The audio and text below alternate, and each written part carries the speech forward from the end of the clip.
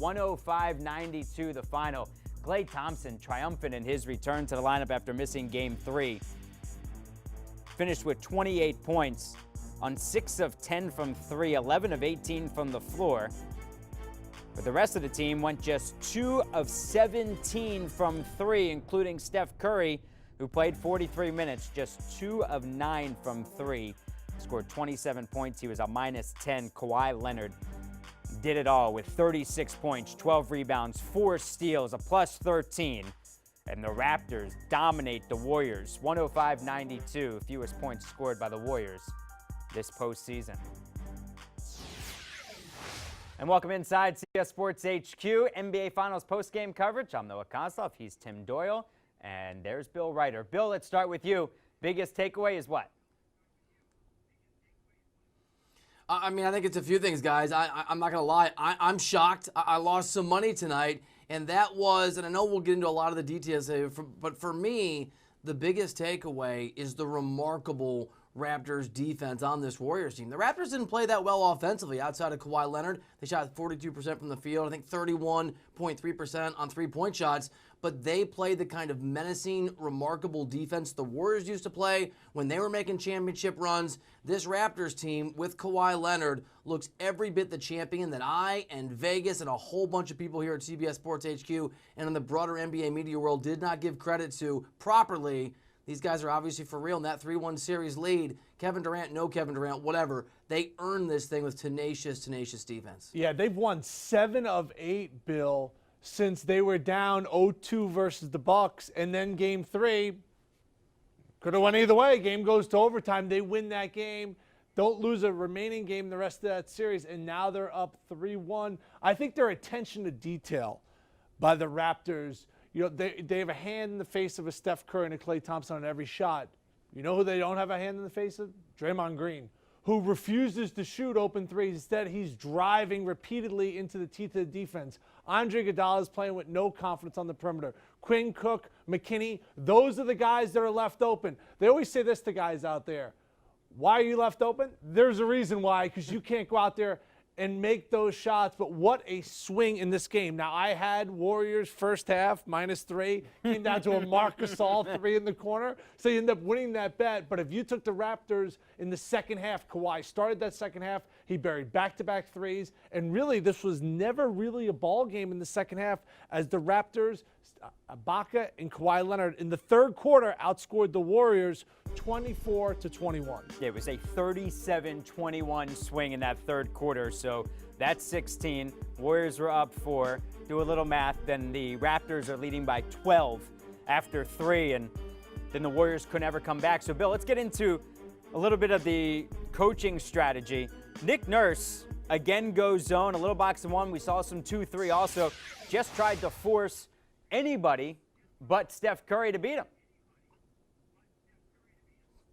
Yeah, I mean, I was visiting with Penny Hardaway about this earlier today, asking Penny, when you played in the NBA, you're coaching out Memphis, how often have you seen her use a box and one? And he laughed and said, never, but it's worked against Steph Curry. Maybe we need to use a little bit down at Memphis, and it worked again tonight. And give Nick Nurse credit. I mean, this guy's been coaching for 30 years. He's a grinder. He's done it up until this point at every level except the NBA as a head coach. And he has been really smart with the box and one, with his substitutions. You notice the guy's calling timeouts at the exact right time to try and quell those Warriors runs, especially in the third quarter where normally Golden State makes its hay.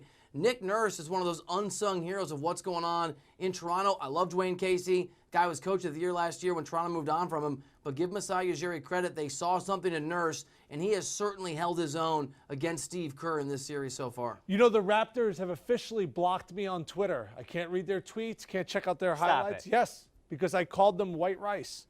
Because with the Raptors before Nick Nurse, before Kawhi Leonard, Bill, you saw the Raptors story. It was like Hoosiers. Like, you knew what the Raptors were going to do. You want me to tell you what their story was? They were going to win 50 games in the regular season, get in the playoffs, and throw up all over themselves. Why? Because they did that year after year after year. Now, I'm not a huge Nick Nurse fan. A few reasons why. He lets the cameras in the locker room before the game. That's a little too much for me. He travels with his guitar. And the third reason, He's got a bad goatee. Goatees are out. 2 people should wear goatees: Stone Cold Steve Austin and Goldberg. You either grow the goatee into a beard or you shave the facial hair off. What are you picking on Nick Nurse for? His team's up 3-1 and about to win an NBA final. The goatee is a bad look. Bill, you agree with it? The goatee is a bad look, but the guy can certainly coach. I cannot stand for this. I definitely think the guy's a good coach, but I'm with you on the goatee. I actually just shaved before the hit. I wanted to look proper for you guys. I almost kept it, but I could sense it would have been an absolute style mistake. I will say this about Nick Nurse, and I know they're up 3-1. If anyone can come back, it's the Golden State Warriors. So obviously his series isn't over. But Nick Nurse is on the brink of coaching for the first time in his career in the NBA as a head coach and winning an NBA championship, as you said, with an organization and a team that has been a case study in heartbreak and letdowns in their postseason history. So I got to get, I don't have any style either. So maybe I'm a little partial to guys who don't look the part, but I hope I know my stuff. I think he's been amazing in this series, and I criticized him a lot early on in the season. I was wrong on that. Goatee, no goatee, guitar, no guitar, a little too focused in the locker room or not, and he is. He's done an incredible job leading this team to the brink of beating the Golden State Warriors. All right, speaking of really handsome gentlemen, Nick Nurse is at the podium. I had to make some adjustment there to try to combat the way they come out of the half. They've been historically really good at that.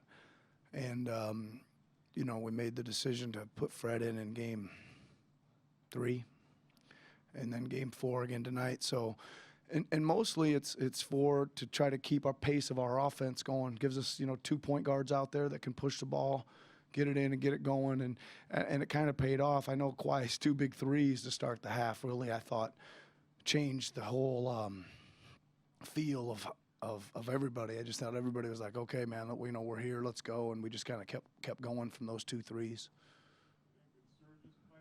Oh yeah, his athleticism and his ability to affect the game at both ends. Yeah, he's once he gets into the series, which he did in Game 3, with the block shots and the rebounding and stuff, he seems to stay in the series, and he was great tonight, man. It's kind of all, he usually gives you all of it. Once he starts blocking a couple shots, and the offense comes, and the rebounding comes, and a putback here and there, and even his jump shot seems to come, once he gets into the game defensively with a block shot or 2. Tim in the back left. Nick, Tim Reynolds with the AP. Kawhi's demeanor is obviously well chronicled, how he's pretty much unflappable in any situation. Has your team taken its cues from him, or do you have a bunch of guys who in a lot of ways are just happen to be like him in that they don't get rattled, they don't seem to be too shaken in any moment? I think most teams will take cues from their leaders or their star players. So I think that spreads around a little bit, but I also think you got Mark's pretty steady out there and a high IQ level, pretty level-headed guy. Doesn't show much emotion. Danny's comes and goes a little bit, I guess, but I think I think a lot of that veteran stuff. It's Kyle's been great with his emotional makeup this season. And Pascal, for being a young guy, is probably taking the cues from those older guys. And Freddie's pretty steady too. Robert, middle right. Robert Littell, BSO. Even though these were 2 road games, there was a strong contingent of Raptor fans that were in attendance, very vocal. What does that mean to your team to see fans travel all the way from Toronto here to a tough place to play in Oracle, and you hear them chanting, MVP for Kawhi, and every time that you guys make a good play or shot, really are very vocal. How, do you guys hear that, and how do you feel about that? Yeah, it's awesome. First of all, right? I think our fans travel really well in the regular season. We get this a lot on the road. It's really amazing. It's Canada's team, and Canadians from all over the country are traveling down and making plans when we play in Florida or California or any of the, Detroit especially. You ought to see a Detroit game. It's really something in there. Now both teams' fans really get going. Surprises me a little in the finals because I don't think it's that easy to get tickets to these games. So our fans are working extra hard and being extra vocal, and we appreciate that. Second row on your right. Coach Nick Nurse, Trista Crick, USA Today. Just wanted to kind of get your Nick Nurse, Toronto Raptors. Yeah, exactly. Thank you. Just wanted to get your thoughts just on the chess match. Coach Kerr is sort of known to make adjustments throughout the series in his history, but it seems like you're kind of getting the best of him a tad. Do you relish that chess match back and forth? I wouldn't say that at all. Listen, I think that we have to go out there. We don't know who's available and who's playing, and we've taken the stance of just whoever's out there, we got to figure it out, and we try to change the who's guarding who a little bit here and there, just because there's so many different guys in and out. They start somebody different every night, it seems like. I don't know about any other adjustments or any of that stuff that we're getting the better of. We're just our guys are playing really hard, and so far, and especially the last couple games, that we've been fortunate that it's come out our way. How do you compare this team to the 2014 Spurs in the finals in terms of defensively? It seems like there's a lot of similarities there. Yeah, I don't remember much about those guys other than they were really good, and I don't know. I'm not very good at comparing teams or players from years gone by. But this team, I thought we played really tough tonight. We were taking a lot of punches early, and we just kept standing in there and playing. And then we were able to kind of exert our will in the second half. I guess it was probably similar to what they did, but I don't really remember. Eric in the back right. Eric Corrine, The Athletic. Pascal had a really rough offensive start to the game, and he sort of just stayed with it and was even able to hit that final 16-footer that they sort of left for him. Do you think as the playoffs have progressed, he's sort of figured out how to stay in games better, or has that been in him all along and it's just improved? Yeah, I mean, he obviously, he was kind of, his game was kind of typical of the game, right? He was getting doubled early, which was an adjustment by them. And then they were also taking the quick pass back right out where it came from. They were doubling and then denying Kyle. And we weren't doing a very good job of giving him an outlet, so he was pretty rattled early, right? And that's part of what you do to double team guys, is to try to rattle them in general. So for him to hang in there and keep finding some moments to play was good. I think he made a bunch of free throws tonight too, didn't he? 7 for 8 from the line. I thought he got, again, I always say when he's playing good, he has great composure. He gets in there, he gets to 2 feet, he gets on balance, he'll wait for the angle or he'll pump fake or whatever. And I thought he did a better job of waiting for his moment in the second half. Mark and then Steve, last 2 questions. Nick, Mark Schwartz, ESPN. We hear a lot about Golden State's championship pedigree. Tonight, I think we saw Kawhi Leonard's championship pedigree. What has his pedigree done to help put you in this situation in this series? Well, I mean, obviously he's playing great, right? And he's lifted us a lot of times with big buckets or runs of buckets or just that settling bucket when the place is going crazy, and he'll calmly sink one, to kind of quiet the crowd. But I think, more than anything, just once we saw him early in the year, I think, again, your team's vision of who they can become eventually changes. And I say that about Marc Gasol too. When we got him, I think, we started passing the ball. Our assists started going way up. We became the #1 3-point shooting team in the league because of the extra passes and the contagious passing, et cetera. And I think our team, again, thought their sense of who they thought they could become went up. Steve, back right. Nick, Steve Simmons, Toronto Sun. All playoffs long, we've been hearing from the players, one day at a time, one game at a time, one win at a time, all the way through. One to go now. How do you keep on that mental thing with so much excitement going on? Yeah, I mean, I think it's difficult, Steve. I mean, we're going to get back there, and as you know, they're going to be going crazy in Toronto. And my message to them is is we've never really talked about the series score. Can't let people take you someplace you aren't yet, right? And we know this is a great team, and we know how hard we have to play to beat them. You know, home or away, we know how hard we have to play, and just focus in on trying to be the hardest working team on the floor. If we do that, then we'll give ourselves a chance to win and go from there. Thank you, Coach. Yep. Steve Kerr will be right in. That's Raptors head coach Nick Nurse, Noah Kozlov, Tim Doyle here with you at CBS Sports HQ. So he's coaching Kawhi Leonard, maybe just for this year. But either way, Kawhi was a killer in the ballgame. Yeah, it was really the start of the second half. Those 2 threes really set a tone from an offensive standpoint, and then he makes tough baskets. I mean, something we have not talked about was the awful, and I mean awful defense by Golden State handling the pick and roll, and you could see Kawhi like a shark smelling blood. He just kept getting the mismatches he wanted and created and got to the free throw line and got to the spots he wanted on the floor because he's so good at that pull-up jump shot. He had his way, a remarkable performance, 36 points, 11 of 22 from the field. He buried 5 threes. He made tough shots. I thought he was hurt in the Milwaukee series, Noah. He's like Mustafa from Austin Powers. Why won't you die? Instead of dying, he goes out there, and he absolutely killed the Warriors today. He had every answer. The Raptors have won 7 of 8, and they go back home. They're coming home, like Drake once sang. Going back to Jurassic Park, Game 5 is on Monday. And you know how things go when teams take a 3-1 series lead in the finals. 33-1.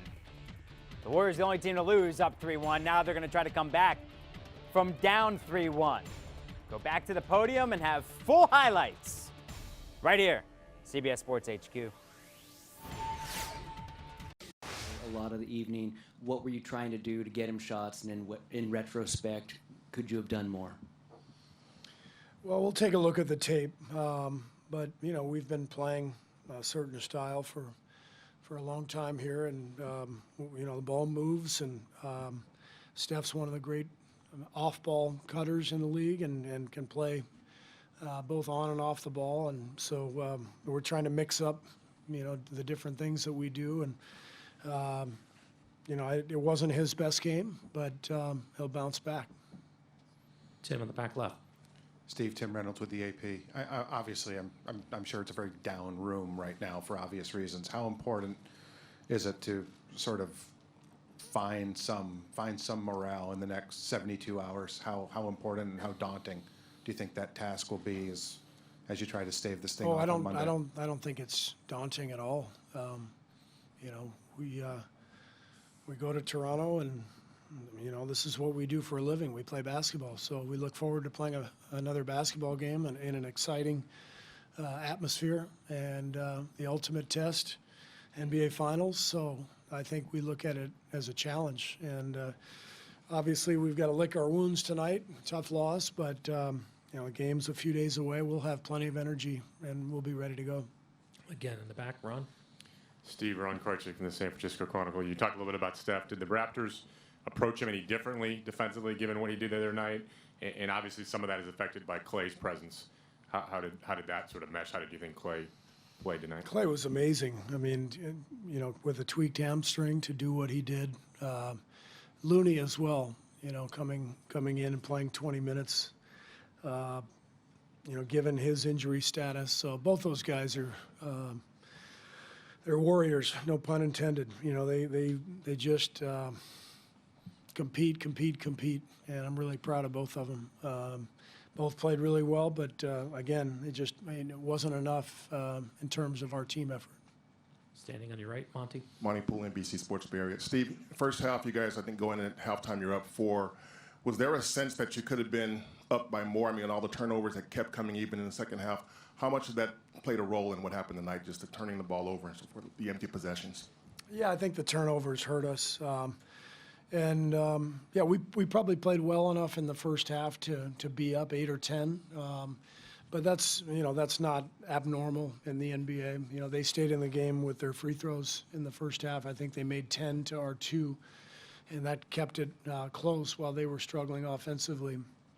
And again, you know, they start out the third with Kawhi hits 2 straight threes to give them the lead, and I thought there was a surge of energy for them at that point, and that was a really key moment, those first few minutes of the third quarter. Do last 2 questions, third row, and then Jeff over here on the right. Grant Cohn, Santa Rosa Press Democrat. Steve, you guys have to take 3 in a row now from a team that's taken 5 of 6 from you this season. Where do you go from here? How much better do you guys have to play to win this series? We go to Toronto, and we try to win a game. It's as simple as that. So we're not thinking about winning 3 games. We're thinking about winning 1 game, and that's the task. So I know we're capable. We got a lot of talent, and we got a lot of pride. These guys have been to the finals 5 straight years for a reason. They're unbelievably competitive, and they're together, and they're going to fight. They're going to fight the whole way. So we'll go try to get 1 win, and if we can do that, come back here and see what happens. Jeff on the right. Corrado Barria News Group. Steve, one of your most competitive guys, obviously, is Draymond. Seems like he came out in the first half and was playing his brains out on defense. The second half, it looked like he lost this guy a few times. What did you think of his play tonight? Oh, Draymond played. He played so hard tonight out there.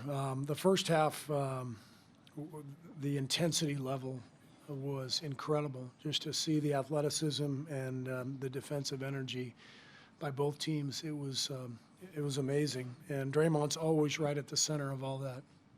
One of the best defenders I've ever seen, and he's flying around and doing his thing and covering everybody, and then offensively, you know, handling the ball and trying to distribute the ball to our shooters. And so Draymond always makes a huge impact on the game, and I thought he did tonight. But again, it was a group effort, and we didn't have enough as a group to win the game. Thank you, Coach. Thanks. Welcome into CBS Sports HQ, a monster night of hoops because there's just one game. It's Game 4 of the NBA Finals at Oracle. Could it be the final game at Oracle for the Golden State Warriors? Will the Raptors be headed back to Canada with a shot to win their first ever NBA title? All went down at Oracle, where there was quite the Raptors contingent to witness it. Teams that take a 3-1 series lead in the NBA Finals win the series 97% of the time. 33-1, just the Cavs, who came back in 16 to beat the Warriors. 92 points, fewest points scored by the Warriors this playoff. First time the Warriors have ever lost 4 home games in the same postseason. Kawhi offensively, 36 points, 12 rebounds, 4 steals, 14th 30-point game of the playoffs. Steph Curry finished with 27, but did not shoot the basketball well. Steph went 9 for 22 and 2 for 9 from 3. So the Raptors lead this series 3-1. The under hit. The spread, well, the Raptors are +5.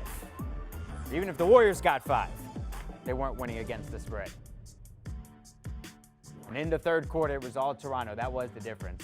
+16. It was the most lopsided third quarter for a Steph Curry Warriors team during Steph's playoff run since he's been there.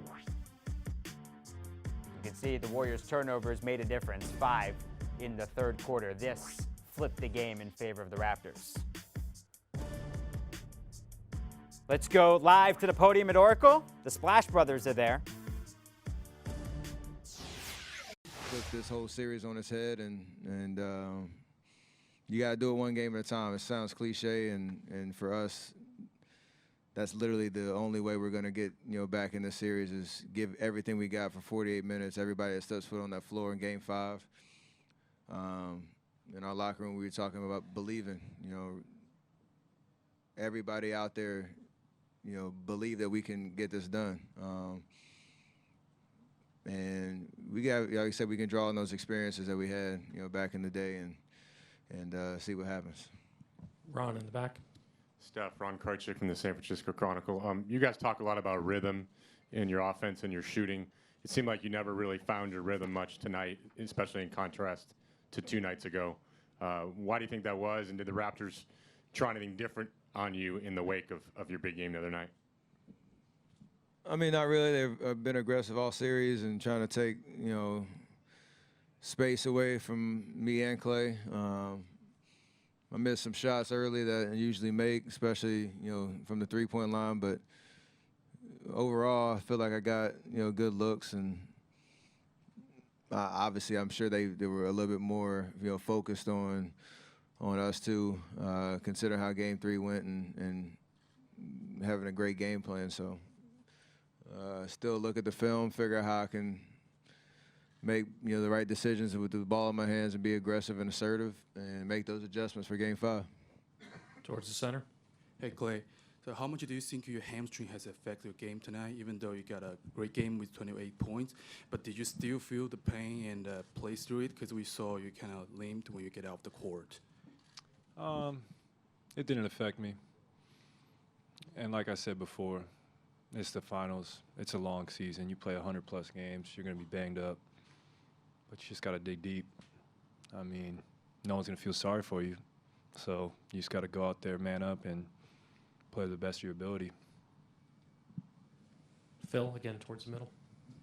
Hey, Steph. Phil Barber, Santa Rosa Press, Democrat, just to your right. I'm sure that nobody is throwing in the towel in any way. Like you said, you're going to look at the film and come up with some answers. But I'm wondering, just considering the stakes tonight and the history of what you guys have done in this building, is there a certain amount of shock at tonight's result? I mean, not really. We try to win every game we play. I mean, you don't succeed the way we have over the course of these years without that mentality. So, as the second half unfolds and things aren't going our way, we're still, like we said, fighting and trying to, get over the hump. But, until the final buzzer sounds and somebody gets the 4 wins, we still, have life and have an opportunity to win. So, like Clay said, nobody's going to feel sorry for us at all. It's just a matter of, can we get it done or not? And we're going to leave it all out there, starting on Monday. Dan, last question here on the right side. Guys, Dan Wakey with the Los Angeles Times-Charette. Over these last 5 years, you guys have put so many teams away with big runs, but it seemed like every time you would have a 3-0, 5-0 run tonight, they responded. What is it about them do you think makes them equipped to kind of handle those pushes from you guys? They're a great team. They're in the NBA Finals. I mean, they got everyone knows their role. They got a lot of experience, guys who've been here before. And, I mean, hopefully, Game 5 we have bigger runs and they can't close the gap. But that's just basketball. You got to give them credit. Thanks, guys. Draymond will be up next.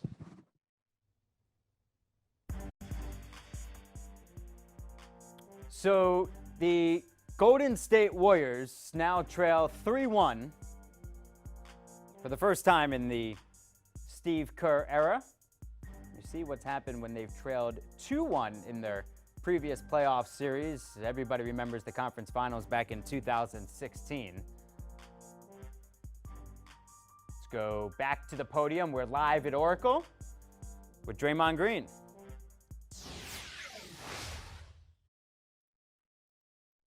Hi, Draymond. Rick Tittle with 95.7 The Game and Sports Byline right here in the middle.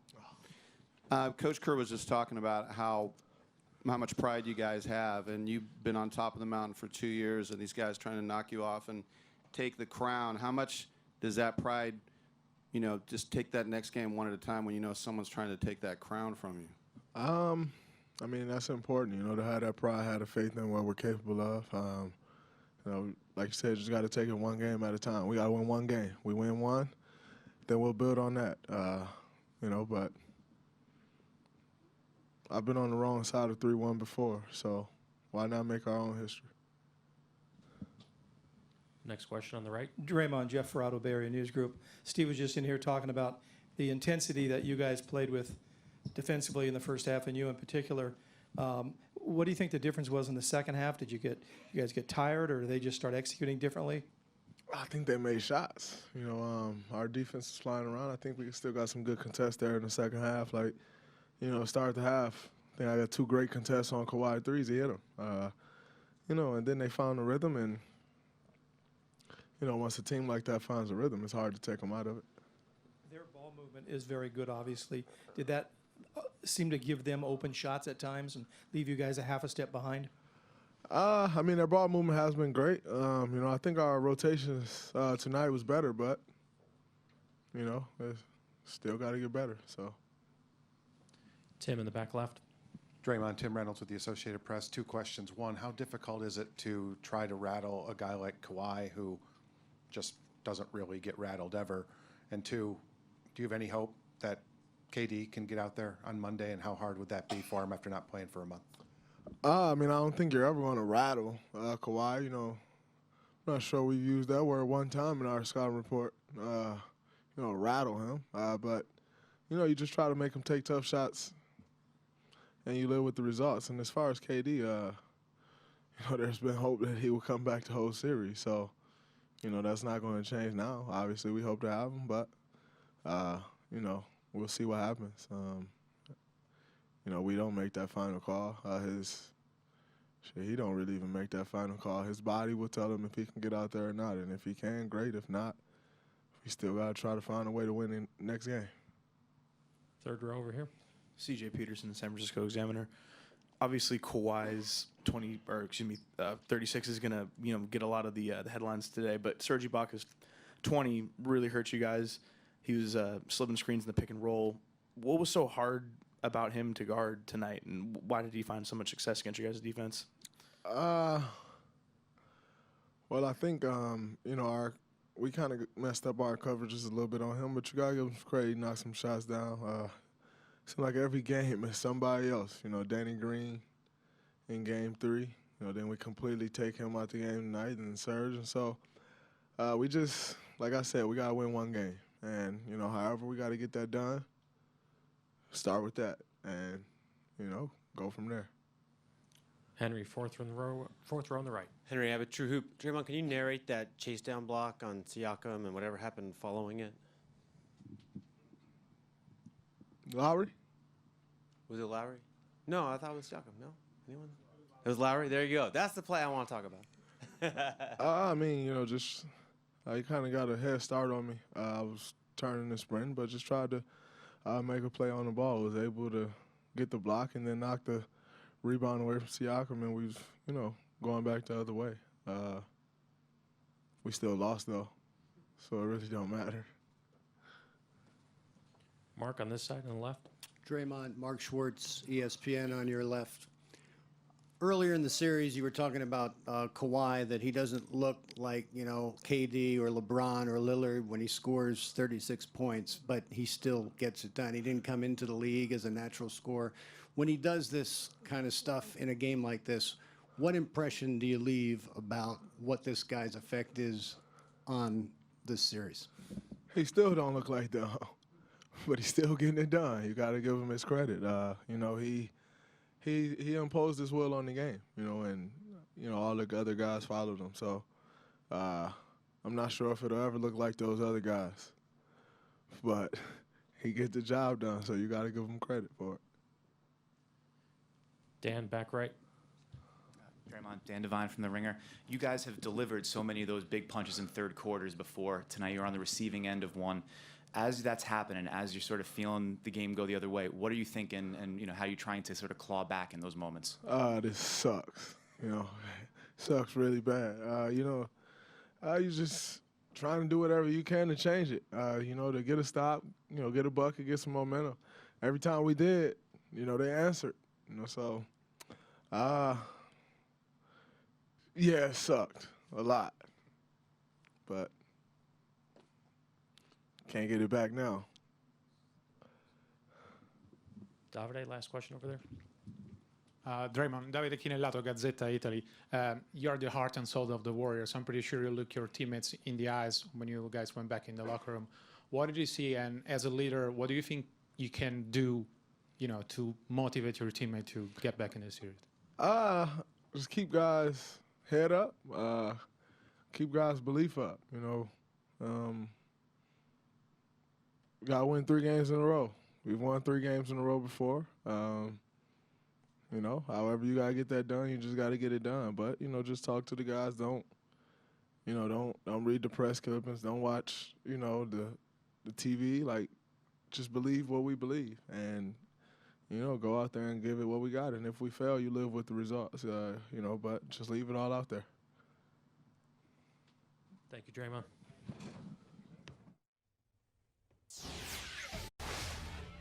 We'll have continued coverage live from Oracle here on CBS Sports HQ. It's a 3-1 series lead. Raptors fans taking over Oracle, celebrating on the visitors' floor. A 105-92 win for the Raptors. Live coverage, NBA Finals Game 4 continues after this on HQ. Welcome inside our CBS Sports HQ studios. Noah Kozlov and the former All-Big Ten selection at Northwestern, Tim Doyle.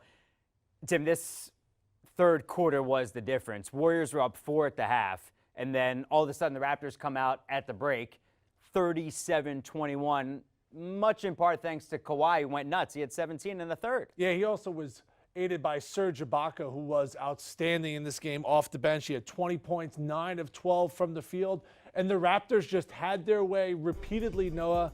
In the pick and roll, Ibaka was great not only on offense, stepping out, burying jump shots, defensively blocking shots, rebounding the basketball, fouling people. And people go, fouling people, what's that? You set a tone sometimes. You need someone out there who's able to push somebody, foul somebody. Yes, you don't want your best player getting in foul trouble, but when you bring an old veteran like Ibaka off the bench, you want him to bring that physicality, and he brought just that. I was shocked that the Warriors, who were so good in the first half, Noah, on a defensive standpoint, it really looked like they made an adjustment to get out and guard the three-point shot after the Raptors made 17 threes in game number 3. But in the second half, just fell apart. And old man Serge off the bench was ultra effective. Yeah, and Serge went 3 for 3 during that third quarter. He had 7 points, but you talked about how good they were in the first half. They were up by 4, but it felt like it should have been a much bigger lead. Raptors shot 34% in the first half, only 34%, but they went 10 for 11 at the free throw line, and the Warriors turned the ball over 9 times. So the Warriors had a chance to go up big at the break, but the Warriors just gave it away. Yeah, interesting. When you're watching the game, you felt like the Warriors had control. Hats off to the crowd. They were outstanding tonight. On their feet. Maybe they were missing a key component to that crowd, maybe one of their owners. But there were a lot of Raptors fans there. There were a lot of Raptors fans, yeah. It's just that the Raptors kind of just hung around, and you just felt like, wow, they're right in this game. And the turning point in the game was when Kawhi Leonard came out in the second half, buried those 2 threes, and then all of a sudden you went, wait, Warriors are losing this game? At home, crazy to think that this might be the last game ever played at the Oracle, but they got blitzed there. The Warriors gave up 63 second half points, and you could flat out see the frustration.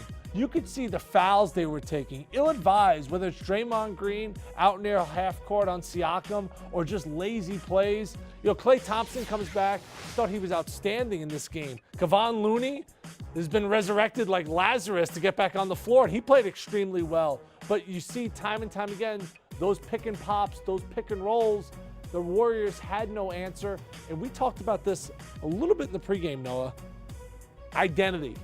And it's all catching up to Golden State right now. Like, they were able to band-aid their identity because they're so talented. But now, with no Kevin Durant, with Boogie Cousins at 10% of the player that he once was, with Klay Thompson banged up, with Draymond Green and Andre Iguodala not willing to take and make three-point shots, this is a team right now that is lacking confidence. And the one thing you know about the Warriors is they play with swag. Mm-hmm. Did you see a team playing with swag out there at all in the second half? Just the Raptors. The Raptors were the only ones playing with swag, and they don't use that word to define Kawhi Leonard very often, but that's what happened. You mentioned Boogie, just 6 points, 4 turnovers, only played 15 minutes because he can't be out there defensively. Klay was really good, but he was the only one.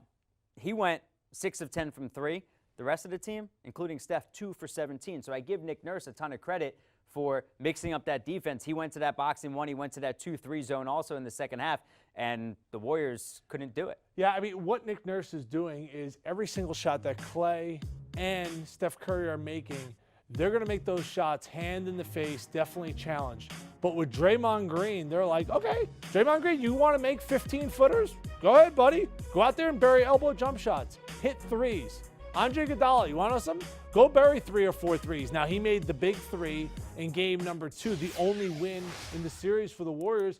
But think back at that game. Toronto was up at half, an 18-0 run to start the second half, or else, folks, this NBA Finals is over. This would have been a sweep for Toronto. So the fact that the Warriors eked out game number 2, if I'm Kevin Durant right now, Noah, can I give him a suggestion? No easy way out. Burning heart, heart's on fire. Was it Rocky IV? Put on the Rocky IV soundtrack, okay? And you start working out because you need to be on the floor. If he doesn't play the rest of the NBA Finals, this series is going to be over in Toronto, and the Raptors are going to be champions. So whatever Rocky did when he went to Russia, it wasn't filmed in Russia. It was actually filmed in Wyoming. Durant needs to do the same thing, because if he comes back, the Warriors have a chance. The one thing they will have to adjust will be their identity. Because when a guy comes back off injury, all of a sudden is like Durant the man again. Didn't Steph have 47 in a game? Everybody's trying to find their way right now. Instead, the Raptors are the confident team. They know who they are. They have an identity. They're the ones playing with the swag. All right, so if he doesn't come back, KD, and you know if he puts on the Rocky soundtrack, then everybody in Philadelphia is going to think, oh, he's going to come to the Sixers next year in free agency. That's how it's going to be looked at. But if he doesn't come back, will you look at KD differently? Will you think, wait, his team was down 3-1 in the finals and he couldn't make it back? I always look at Kevin Durant in kind of like a this face. Give him a little I don't know side-eye. if that's like an emoji or like a this. Just because if you're creating burner accounts to respond to trolls on Twitter, obviously there's something going on there with an insecurity. And now, how hurt are you? You know, there are times where my voice is going, but no, I'd never leave you out here on the desk by yourself, okay? Stop For it. Kevin Don't Durant, compare yourself to KD. if you're in the NBA Finals, you put some Elmer's glue on, you wrap your leg in whatever you need to wrap it in, you wrap your calf up. I thought this was a calf injury that was supposed to be okay. You want to see? You Willis read it. I mean, it was supposed to be a 4 to 6 week injury. Now we're going on 5 weeks. Kawhi Leonard was done for the playoffs. All of a sudden, he is double figures in game number 4. Here's my advice, Kevin Durant. Go see Kawhi Leonard's doctor, because that guy obviously knows what he's doing. I don't know. I've played in a lot of games, Noah, and you want to be out there supporting your team. I know Kevin is in the locker room. I see him in the tunnel. I'm sure it's killing him. But, man, don't you want to see him if you're a Warriors fan on the floor? Sure, and I think if Kevin Durant felt like, I'm going to give him the benefit of the doubt, I think if he felt like he could affect winning, he'd be out there. Do you think there's a piece of Kevin Durant that's happy that they're losing? I do think there is something deep down. I totally It's odd. It's odd. But there is something when guys think that much of their legacy that, yeah. But look, Kevin Durant wants to be part of a title team, and I think if he felt like he could impact winning, he'd be out there. So who wins game 5? If let's assume KD's not there. KD's not there. I mean, the Warriors have won one game all season long against the Raptors. And you don't want to call that win lucky, but they really only won that 18-0 stretch to start the third quarter. So if you're laying 300 right now, because that's what the Warriors were, minus 300 going into this series, I'm sorry. You are not looking good. Hedge, run for the hills, change your phone number, change your email address, all right? If you put the money up front, wave goodbye, all right? If you get that investment back, this will be a remarkable turnaround. But if anybody could do it, Stephen Clay not at 100%. How's LeBron feeling right now after leaving the Eastern Conference? The first year he leaves the East, the Warriors implode. LeBron's sitting at home drinking red wine somewhere. Tim? Thanks, buddy. Always a pleasure. This is what's happened when the Warriors have trailed in a playoff series under Steve Kerr, when they've been down 2-1. Now they're down 3-1. They've won the previous 4 series when they've been down 2-1. Well, now they've down 3-1, and they've never been down 3-1. They lost a 3-1 finals lead to the Cleveland Cavaliers back in 2016. That's the only team that's ever come back in the 34 instances of being down 3-1 in the NBA Finals. This was pretty much Serge is in the lineup 1 through 5, and I don't know. I mean, it's hard to say. I got to watch film and see what I see, but for the most part, that's what pretty much sticks out. We're probably a little bit longer, a little bit more athletic, and you know, able to switch like 1 through 5. Robert, towards the middle. Robert Littell, BSO. Kawhi, could you talk a little bit about that first quarter? Your teammates were struggling a little bit with their shot. You were more aggressive in that first quarter, trying to keep you guys in the game. Is that something, as kind of the leader of the team, you got a feeling that you didn't want it to get away from you on the road, and that's how you decided to come out and attack that? Yeah, and at the same time, I knew, you know, I had faith that it was going to turn around for us. We was missing a lot of wide open shots. You know, obviously I was getting to my spots and shooting the ball. But like you said, as the quarter went on towards the last 4 or 5 minutes, you know, I tried to stay as aggressive as possible, get to my spots, be confident, shoot the basketball. And, you know, within that first quarter, I still was passing the ball. You know, I wanted my team to still stay in a rhythm and know that I'm going to give them the ball when they're open. Davide here in the third row. Kawhi, Davide Chinellato, Gazzetta Italy. You win 3 games out of 4 against a team who is mentioned when we talk about best dynasty ever. What makes you better than them so far? I mean, it's not over yet, so I can't say that we're better. You know, just the key to tonight's win was pretty much, as you guys know, playing defense. And, you know, towards that second half, we started to make some shots. And we just pretty much stuck into the game, stayed in the game. Quick follow-up. What have you seen constantly in your team that has made the difference 3 times out of 4? Like, I don't know, your determination, your ability to defend, or you guys making shots? I mean, I pretty much just said it. You know, our defense and, you know, willing to stay in the game, have faith, not put our head down, knowing that we're going to make shots. And, you know, that's pretty much what happened tonight. Fourth row towards the center. Role in the Guardian. Kawhi, you obviously had an explosive third quarter, and so did your team. I'm just curious what was said during halftime. Nothing really. We're confident. You know, we're on the road, down 4. We wanted to come in and have a good third quarter. Come out the first 5 minutes. Stay aggressive on both ends of the floor. Keep our energy up. That's all we did. Arash over in the back right. Kawhi, to your right, Arash Madain from Sportsnet. Further to that, this isn't a team that gets outscored by 16, especially out of the break.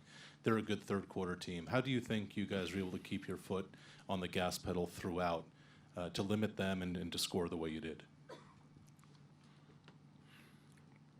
Obviously, just stay focused on, you know, Clay and Steph. You know, just trying to make sure they don't get in too good of a rhythm. You know, they're great players. Just try to make sure we contest them as much as possible. And then on the other end, just come down and, you know, try to have some ball movement, some flow, some pace, and, you know, just make hard cuts and just believe. Stay confident in your shot, and, you know, that's what happened. Michael over here on the left side. Kawhi, Michael Grange from Sportsnet over down this middle. I mean, you're staying in the moment's kind of been your theme all season, but you are 1 game away from an NBA title. Does that sort of make it a little more difficult to stay in the moment? And how do you feel about that going into Game 5? You just got to be patient with it, you know. Not really. You know, we were 2 games away, 4 games away. It doesn't matter until you get that 4th win. And, you know, we just have to stay confident in ourselves, be patient, don't try to rush things, and see how it plays out.